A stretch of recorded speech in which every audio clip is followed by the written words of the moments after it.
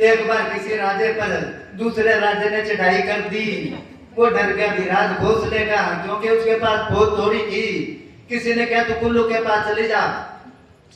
और वो रात को ही राजा गया उसके पास, जाके रोया भी ऐसा करके मेरे पास तो बहुत थोड़ी है। वो तो बहुत फौज लेके आ गया। वो कहने लगा फौज को जवाब दे दे तू। उसका जवाब से तो आदमी वैसे ही कमजोर हो जाता है, पर मरता क्या नहीं करता। सारी फौज को जवाब दे दिया। अब ये तो एक फौजी 10 मर जाए, एक लोटा चके दूसरा। उस राजे ने देखा इतनी कितनी की फौज है इसके पास, अब तक लैट नहीं जा रहे हैं, अब इसके साथ पूरे नहीं आ सकते, फौज मरवा लांगे। रात को तंबू खोल के भाग गया वो, और उसका राज बच गया। वो कुछ नजराना लेके गया कि संत जी मेरा राज बचा दिया आपने। वो कहने लगे कुल्लू दिया कबलियां के रब करे सब लिया, कि मैं तो उल्ट पुल्ट बोल देता हूँ, जो बोल देता हूँ मालिक को पूरा करना पड़ता है। संतों की जग में यही है निशानी, संगत कर ऐसों की सोबत कर तू, बाहर कोई निशानी नहीं अच्छे की।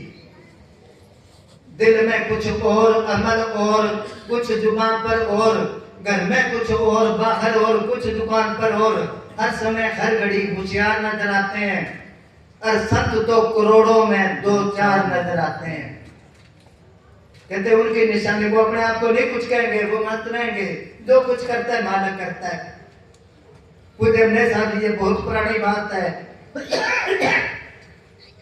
ये है सन 65-66 की, हाँ 66 की बात है। उस टाइम डेरा शुरू हो जाता, तो डबाड़ी के पास गांव है कि बिड़खेड़ा, वहां गए। उस टाइम जीप नहीं थी, ट्रेन में जाते या बस में जाते बाबा जी।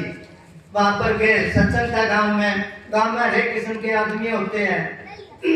तो एक था शराबी, उसको क्या कि तेरे को 1 बोतल के पैसे दे दूंगा, पर तू सत्संग ना हो देना। गांव के बीच में सत्संग था, कच्चा धड़ा, उसके ऊपर स्टेज लगाई। वो पहले शराब पी के आके पीछे पीछे बैठ गया। पहले हम भजन बोलते रहे तो वो नहीं बोला। जब बाबा जी आके स्टेज पर बैठे, उसके बाद एक भजन बुला के मेरे को स्टेज पर बुला लिया।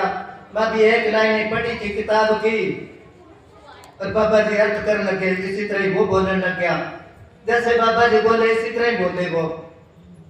तो प्रेमी उसको चुप कराए, 4-5 प्रेमी चले गए। बाबा जी कहने लगे क्या बात है, वो भी क्या क्या बात है। प्रेमी उसको मारने लगे। बाबा जी कहने लगे इसको कुछ ना करो। इतने में खड़ा हो गया वो, अब स्टेज की तरफ आए वो।